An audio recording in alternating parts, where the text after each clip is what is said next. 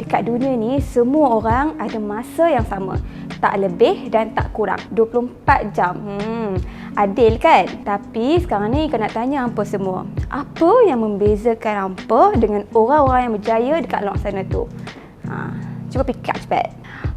Sudah tentulah apa yang membezakan hampa semua dengan orang yang berjaya dekat luar sana tu adalah bagaimana hampa menguruskan masa hampa. Jadi, jom Ika nak share dengan hampa semua 3 tip bagaimana usahawan dekat luar sana tu boleh uruskan masa dengan lebih baik. Okey, tips yang pertama, rancang aktiviti hampa dengan baik dan teratur. Kadang-kadang bila kita rancang, kita buat jadual, tak ikut pula, tak konsisten ikut jadual yang kita buat tu. Tapi sebenarnya dengan merancang jadual dan merancang aktiviti harian kita lebih fokus dan lebih tahu masa kita akan lebih teratur. Maknanya tak adalah masa yang kita buang macam tu je. Jadi aktiviti kita akan lebih terisi dan matlamat kita untuk dicapai tu akan lebih mudah lah. Sebab apa? Sebab perjalanan aktiviti kita sudah diatur dengan baik. Jadi kita sebagai manusia lah yang tentukan sama ada kita nak ikut tak perancangan aktiviti kita tu. Kalau hampa nak tahu, bila kita ada perancangan aktiviti yang baik, kita sendiri akan rasa satu perubahan yang luar biasa. Apa kata hampa buat dulu perancangan aktiviti untuk seminggu.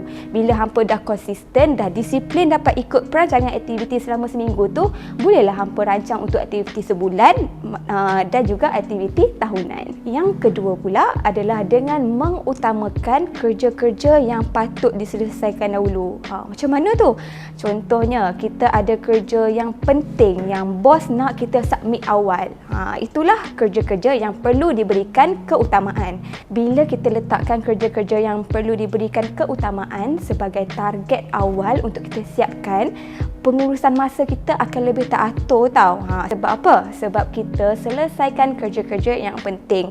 Bila kerja-kerja yang penting tu dah selesai, kita punya beban akan rasa lebih ringan dan kita boleh selesaikan tugas-tugasan lain dengan baik. Senang cerita, kita bagi lepas dululah hak susah tu. Hak senang kita buat kemudian. Tapi make sure tugasan yang dibuat tu berkualiti. So tak adalah kerja-kerja yang perlu diberikan keutamaan tu je yang kita buat dengan lebih baik. Maknanya kerja-kerja yang senang-senang, kerja-kerja yang simple tu pun kita berikan tumpuan dan kualiti yang baik. Yang ketiga pula, yang terakhir adalah dengan membahagikan tugas. Ika percaya susah untuk kita percaya pada orang lain untuk melakukan tugasan.